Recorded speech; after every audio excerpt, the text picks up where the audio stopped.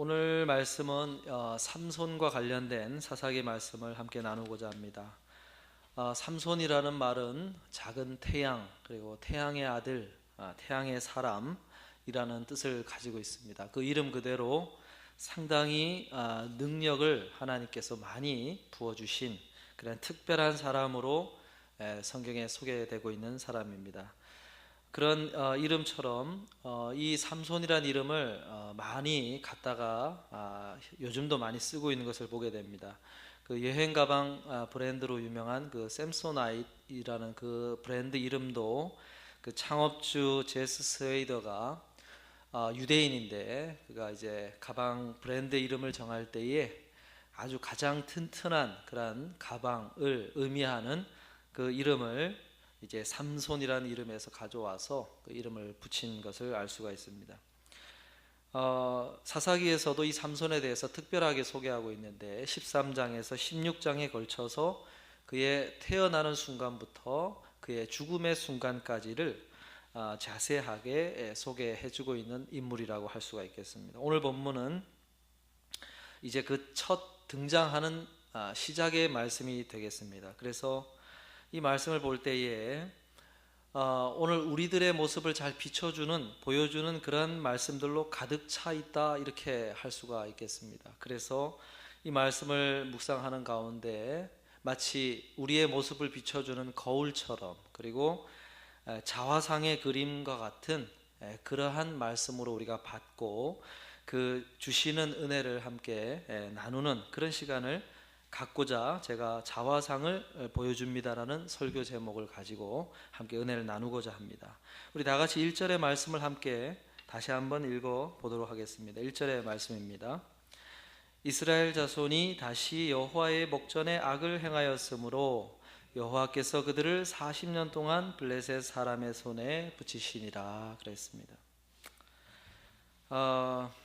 여러분, 우리가 이 자화상과 같은 말씀을 받을 때는 한 가지 유념해 둬야 될 것은 우리가 아파트나 공공장소에 공지문을 붙여 놓습니다. 그런데 그 공지문을 우리가 다 숙지하지 못하죠.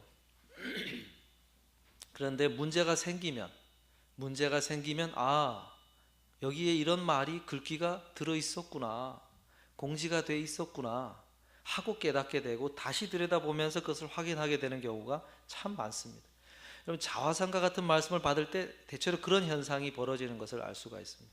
하나님은 1차, 2차, 3차로 미리 우리들에게 알려주시는 말씀을 주셨는데 내가 그걸 받고 있지 못하다가 문제가 생기고 나서 나에게 그런 말씀을 하셨었구나 하고 그제서야 깨닫고 그제서야 받아들이는 경우가 참 많다는 것입니다.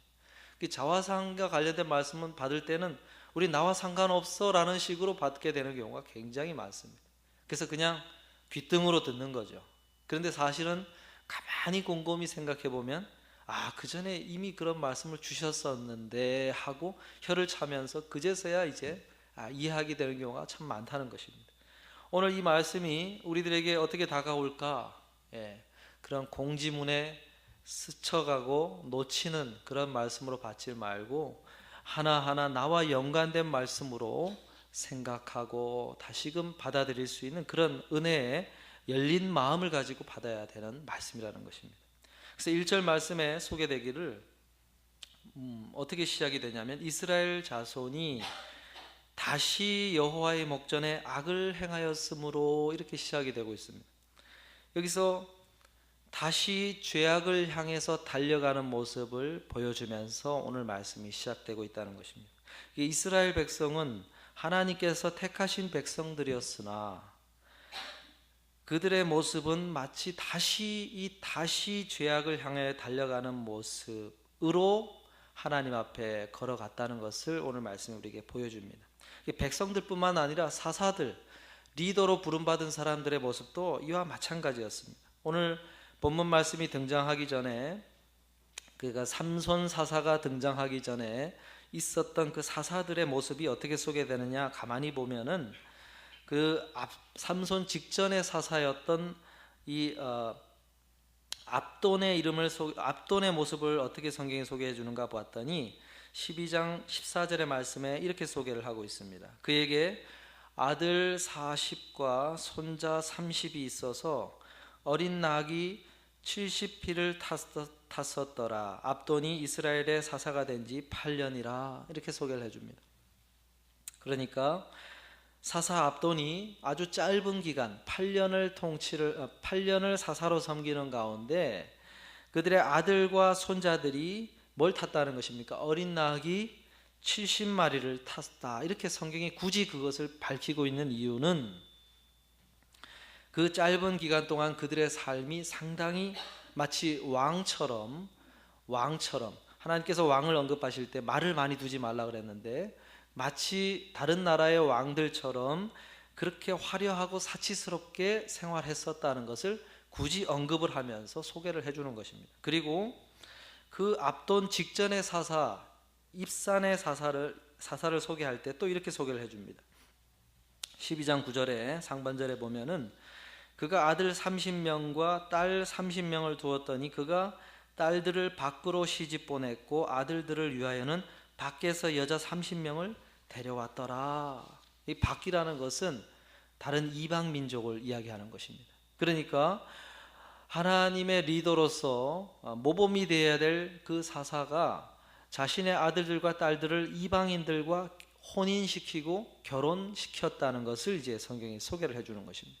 그러니까 백성 그 다음에 리더 할 것 없이 백성 사사 할 것 없이 그들이 점점 어떻게 되는 것입니까? 다시 죄악으로 달려가고 있는 점점 세속화되어 가고 점점 부패해 가고 있는 모습을 성경이 지금 쭉 소개해 주고 있는 것입니다. 어떻게 보면 우리의 자화상, 우리의 모습이 이런 모습이라고 할 수가 있는 것입니다. 우리는 틈만 주면, 기회만 주면 어떤 모습을 보여줍니까? 다시 반복적으로 하나님 앞에서 범하지 말아야 될 그런 죄악들을 향해서 달려가는 점점 그런 모습으로 하나님 앞에 설 수밖에 없는 그런 자화상을 가진 모습이 우리들의 모습이다 하고 할 수 있는 것입니다.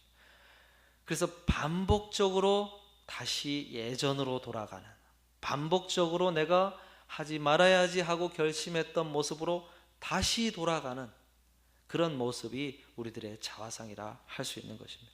여러분, 그런 모습을 보이는 이스라엘 백성과 리더들 앞에서 하나님께서 어떻게 하셨다고 소개하고 있는가? 가만히 다시 1절 하반절을 보니까 그들을 40년 동안 블레셋 사람의 손에 붙이시니라 말씀합니다.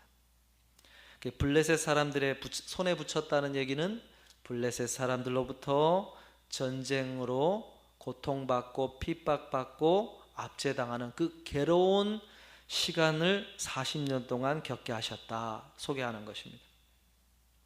여러분, 하나님께서는 기꺼이 40년의 세월을 이렇게 하기로 결정하셨다는 것입니다. 우리가 때때로 하나님은 예배 시간에만 존재하는 분으로 생각하고 하나님을 그렇게 대우할 때가 얼마나 많은지 모르겠습니다. 예배 시간에서는 우리의 인생의 주인이시오 왕이시라고 고백하면서 우리의 삶의 현장으로 돌아가는 순간 어떻게 됩니까? 하나님은 그냥 인생의 주인이 아니라 손님으로, 또 내가 때로는 무시해도 될 분으로 여길 때가 얼마나 많은지 모르겠습니다. 그런데 여러분, 우리가 성경은 그런 사람을 가리켜서 어리석다 이야기를 합니다. 시편 14편 1절에 뭐라고 소개하고 있습니까? 어리석은 자는 그 마음에 이르기를 하나님이 없다 하도다. 하나님이 없다 여기는 그 사람, 어느 순간이든지 하나님을 의식하지 않는 자는 어리석은 사람이라는 것입니다. 그래서 하나님에 대해서 무지한 자, 하나님을 무시하는 자, 그런 태도를 가지는 그 모든 사람들이 어리석은 사람이다 성경이 소개를 해주는 것입니다. 여러분, 우리가 오늘 말씀을 통해서 기억해야 될 것은 무엇이냐면 하나님이 우리 인생의 시간을 주관하시는 분이시며 우리 인생의 결정권을 가지신 분이라는 사실을 분명히 알아야 된다는 것입니다. 우리의 인생의 시작과 끝을 주관할 뿐만 아니라 우리 인생의 내용까지도 하나님이 결정하신다는 것입니다. 이스라엘 백성들의 40년의 세월이 결코 짧다고 할 수 없습니다. 한 세대가 한 세대를 아우를 때 30단위, 때로는 짧게는 20단위, 20년의 단위, 또 길게는 30년, 40년의 단위, 한 세대로 보는데 그 한 세대의 시간을 기꺼이 이런 내용을 갖도록 세팅하도록 하나님이 결정하셨다는 거죠. 블레셋이라는 민족 앞에 핍박받는 시기로 그렇게 걸어가도록 하나님이 결정하셨다는 사실을 오늘 말씀이 우리들에게 보여주는 것입니다. 그래서 하나님에 대해서 무지해서는 안 되고 하나님에 대해서 결코 무시하는 태도를 가지면 안 된다는 것입니다. 그래서 우리가 하나님에 대해서 알아야 된다고 이야기를 하는 것입니다. 무엇을 알아야 되느냐? 무엇을 알아야 되느냐? 하나님께서 무엇에 관심을 가지시는지 알아야 되고, 그리고 하나님이 무엇을 중요하게 생각하는지를 알아야 된다는 거예요. 여기에 대해서 무지하면 어리석다는 것입니다. 그래서 오늘 말씀이 하나님의 관심이 무엇이냐? 그것을 우리에게 알게 하는 거예요. 하나님의 관심은 이스라엘 백성들이 경건한 백성 되기를 원하시는 것이 하나님의 관심이었다는 거예요. 그래서 그걸 하나님이 굉장히 중요하게 생각하는 거예요.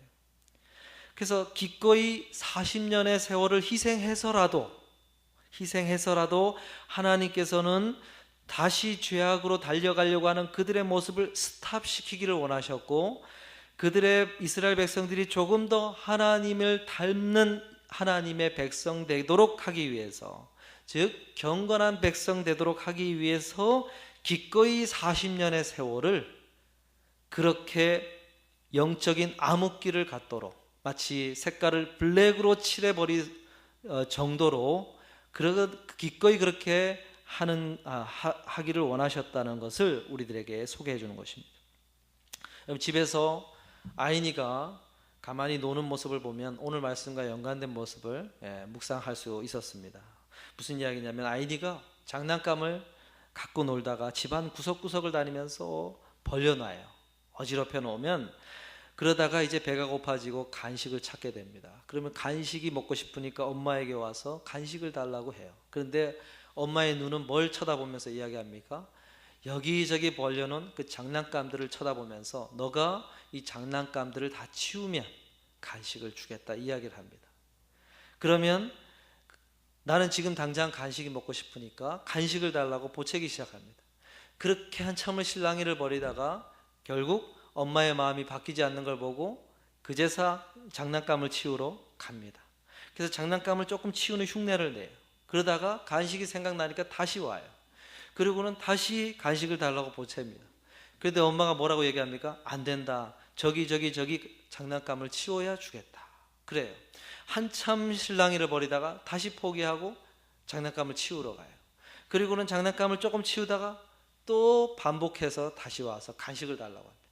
몇 번 하다가 결국 장난감을 다 치운 후에 간식을 받아서 행복하게 먹고 있어요. 그런데 문제는 시간이 너무 많이 흘러버린 거예요.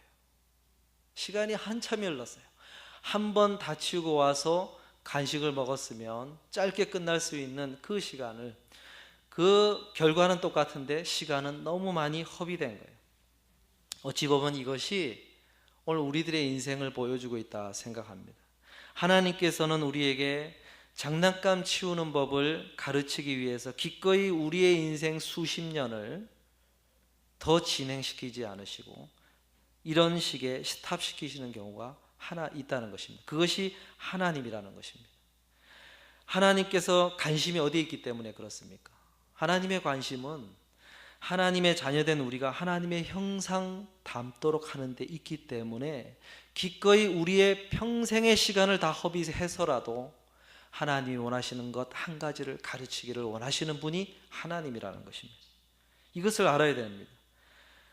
나 자신이 경건한 삶을 향하여 한 걸음 내딛는 것이 사실은 어떤 사람들에게는 40년이 걸리고 어떤 사람들에게는 평생이 걸린다는 거예요. 아니, 평생이 걸려서도 그 한 걸음을 내딛지 못하고 인생이 끝날 수도 있다는 것입니다. 왜냐하면 하나님은 그것에 우선순위를 두기 때문에 그렇다는 것입니다.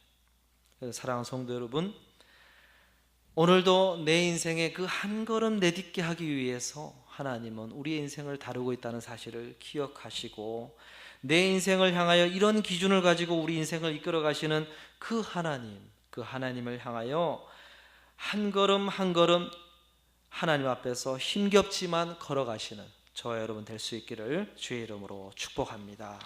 다시 한번 또 2절 3절의 말씀을 한번 읽어보겠습니다.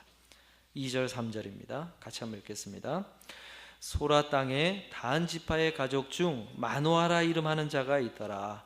그 아내가 잉태하지 못함으로 생산치 못하더니 여호와의 사자가 그 여인에게 나타나시고 그에게 이르시되 보라, 내가 본래 잉태하지 못함으로 생산치 못하였으나 이제 잉태하여 아들을 낳으리니 말씀합니다. 먼저 하나님께서는 삼손이라는 이 사사의 삶을 출생 이전부터 하나님께서 계획하셨고 그가 태어날 가정이 어디인지를 하나님께서 선택하셔서 하나님의 섭리 가운데 그 모든 출생의 과정이 이루어졌음을 성경이 우리들에게 보여주고 있습니다. 그런데 하나님이 그 가정을 선택하실 때 단 지파를 선택을 하십니다. 이스라엘의 12지파 중에 단 지파를 선택을 하셨다고 소개를 합니다. 여러분, 단 지파는 이스라엘 12지파 중에 아주 연약한 지파라고 할 수가 있습니다. 가나안 땅을 분배받고 그것을 하나하나 이렇게 정복해가는 그 당시에 단 지파가 분배받은 땅은 이스라엘의 그 남북 중에 이제 남쪽 끝부분에 배당을 받습니다. 그런데 그 배당받은 땅을 잘 정복을 못해요.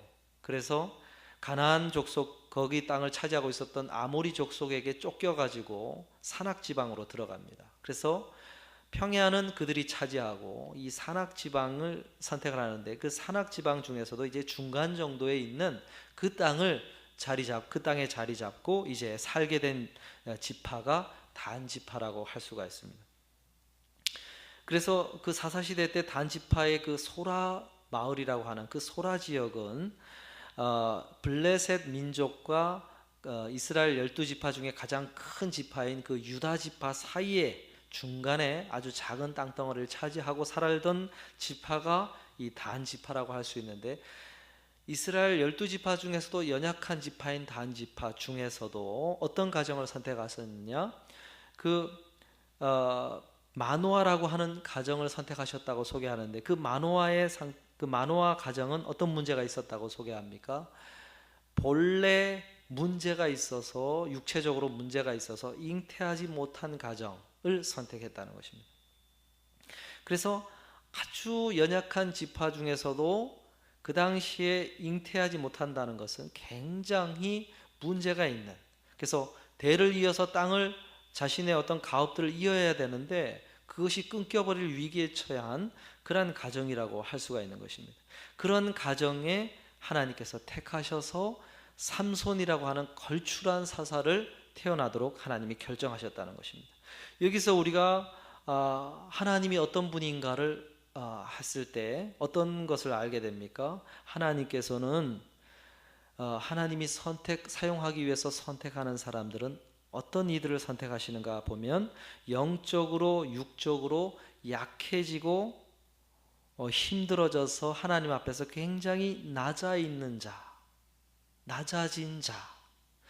여기서 핵심은 고난이 아니고 그것 때문에 그들이 하나님 앞에서 아주 겸손해진 자라, 그것이 중요합니다. 이 겸손이라고 하는 것, 낮아진 자들을 하나님이 선택하신다는 것을 우리들에게 보여주는 것입니다. 그래서 하나님은 아주 겸손하게 낮아져서 하나님이 주시는 것을 감사로 받고 은혜로 받을 수 있는 상태에 있는 사람들을 택하셔서 일하기를 기뻐하신다는 거예요.